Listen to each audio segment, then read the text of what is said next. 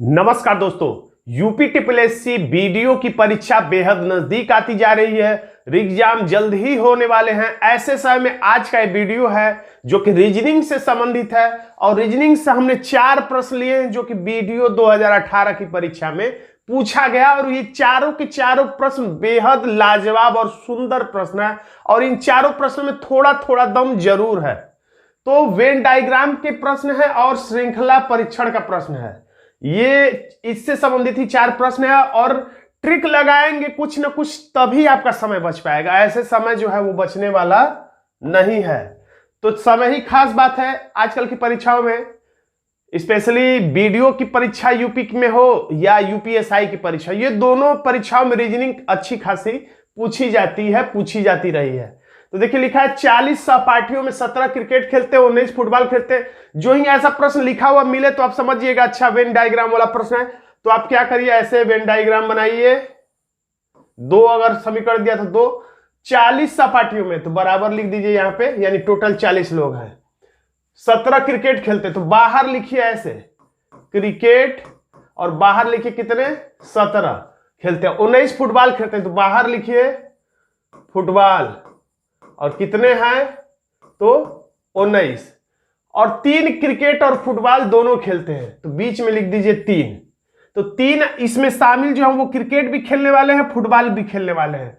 तो 17 total cricket खेलने वाले हैं। तो 17 में से 3 निकाल देंगे तो कितना हो जाएगा 14, यानी 14, 15, 16, 17। ये 3 देखिए क्रिकेट वाले वृत्त में टोटल 17 रहना चाहिए। तो क्रिकेट वाले वृत्त में कितने लोग हैं, 14 और 3 17। अब 19 लोग क्या खेल रहा है, फुटबॉल, लेकिन 3 लोग इसमें शामिल हैं जो कि क्रिकेट और फुटबॉल दोनों खेलते हैं। तो 19 में से 3 निकाल दीजिए तो हो जाएगा 16। और ध्यान से देखिए तो अभी भी फुटबॉल को खेलने वाले, दूसरे कलर से देखिए, फुटबॉल को खेलने वाले अभी भी देखिए 16, 17, 18, 19 लोग अभी भी है फुटबॉल वाले वृत्त में। तो 19 हो गए, इधर से देखने पर 17 हो गए।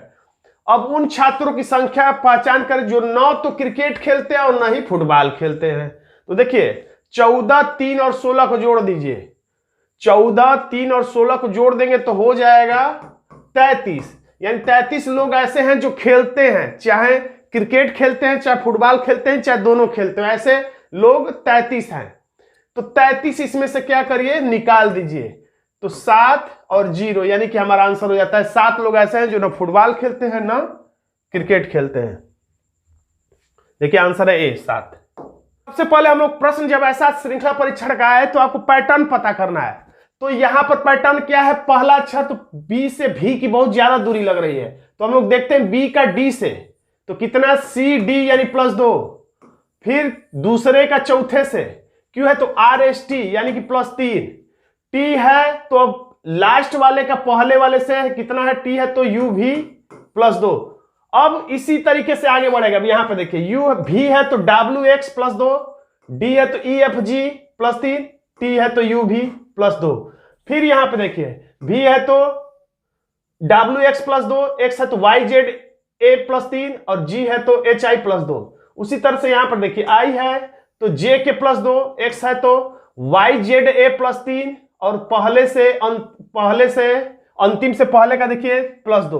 उसी तरह से यहां पे देखेंगे सी है तो डी ई, के है तो एल एम एन +3 और फिर अंतिम से पहले का +2। तो देखिए आपको परीक्षा में पूरी राम कहानी नहीं बनानी, क्योंकि आपको परीक्षा में समय बताना है। तो ट्रिक ये है कि जो ही 1-2 पैटर्न पता कर तुरंत क्वेश्चन लाइन के पास अपना आंसर पता करने पहुंच जाए। जैसे जो ही यहां पर पता चला बी है तो सी डी +2, क्यू है तो आर एस टी +3 और लास्ट वाले का शुरू से टी है तो यू भी +2। चाहे तो एक और चेक कर लीजिए कि कहीं बढ़ घट तो नहीं रहा। तो यहां पे भी है तो डब्ल्यू एक्स +2, डी है तो ई एफ जी +3 और टी है तो लास्ट वाले के शुरू से टी है तो यू भी हो गया, यानी कि यही परंपरा चल रही है। तो डायरेक्ट यहां आ जाइए, सी है तो डी ई, अब ई है तो 3 बढ़ाना है, एफ जी एच और ये लास्ट वाले का शुरू में लिख देना, एन है तो ओ पी यानी पी एच किस विकल्प में है तो हमारा आंसर हो गया डी।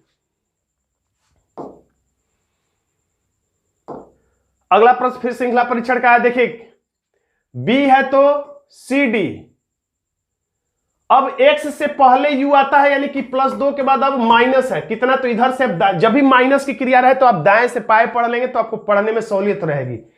u है तो VWX यानी कि -3। इसी तरीके से यहां भी देखिए d है तो EF यानी कि +2 और r है तो STU यानी -3। फिर यहां से देखिए f है तो GH +2 और इधर से इधर पढ़ लीजिए, o है तो PQR -3, h है तो IJ +2 और l है तो MNO +3। फिर उसी तरह j है तो KL +2, I है तो JKL -3। फिर इसमें भी उसी तरीके से वही बात है कि समय बचाना है तो पूरी कहानी मत पढ़िए, जो ही यहां से यहां 1-2 चेक कर लीजिए, समझ में आ जाए कि +2 और -3 है तो ये सब कुछ छोड़ते हुए डायरेक्ट यहां पर आ जाइए। यानी l है तो कितना बढ़ेगा +2 यानी कि MN। अब I यानी कि 9 में से 3 निकालेंगे तो हो जाएगा 6 और छठवां अक्षर होता है F, तो NF किस विकल्प में है, विकल्प सी में, तुरंत टिक करिए और आगे का रास्ता देखिए, यानी अगला प्रश्न पे पहुंच जाइए। इसी तरीके से एक और प्रश्न है, दिलचस्प प्रश्न है, वीडियो रोक के खुद से उत्तर देंगे तो बहुत अच्छा लगेगा। तो देखिए जब अक्षर अंक रहे या डायरेक्ट अक्षर सी है तो DEF +3, GHI +3, JKL, L के बाद MNO रहना चाहिए, तो O किसमें है, इसमें नहीं है कट जाएगा, इसमें नहीं है कट जाएगा। अब O के बाद 25 आएगा तो A, अगर 23 आएगा तो D को टिक करेंगे। तो अब अगर हम लोग अंतर के आधार पर निकालें तो 5 में से 2 निकालेंगे 3, 11 में से 5 निकालेंगे 6, 17 में से 11 निकालेंगे तो 6। अब यहां पर तो गैप है, नहीं पता चल गया, 31 और 41 10 आ जाएगा और 41 और 47 6 आ जाएगा। तो यहां 3 बढ़ा, यहां पे 6 बढ़ा, यहां पे 6 बढ़ा, फिर क्या हुआ, फिर 10 बढ़ा, फिर 6, यानी उठपटांग आ रहा है, यानी बात कुछ और है। तो बात क्या है, तो ध्यान देंगे तो पता चलेगा। आजकल की परीक्षाओं में जो प्रश्न आ रहा है वो सम विषम अभाज्य के आधार पर भी रहते हैं, वर्ग और घन के आधार पर भी रहते हैं। तो 2 के बाद अगली अभाज्य, 2 पहली अभाज्य संख्या है, उसके बाद अगली अभाज्य संख्या है 3, तो 3 को छोड़ दिया गया है, 4 और उसके बाद अगली अभाज्य संख्या 5 लिया गया, 5 के बाद 6, 7 को छोड़ दिया गया है, सीधे अगली अभाज्य संख्या 11 को लिया गया है। तो 11 के बाद फिर 13 को छोड़ दिया गया, 17 को लिया गया, तो 17 के बाद आप अगली अभाज्य संख्या यानी 19 को छोड़ देंगे, 19 के बाद क्या आएगा 20, 21, 22, 23, तो 23 को ले लेंगे तो हमारा आंसर हो जाएगा डी। यानी एक अभाज्य संख्या छोड़ के अगली अभाज्य संख्या को यहां पर लिया जा रहा था।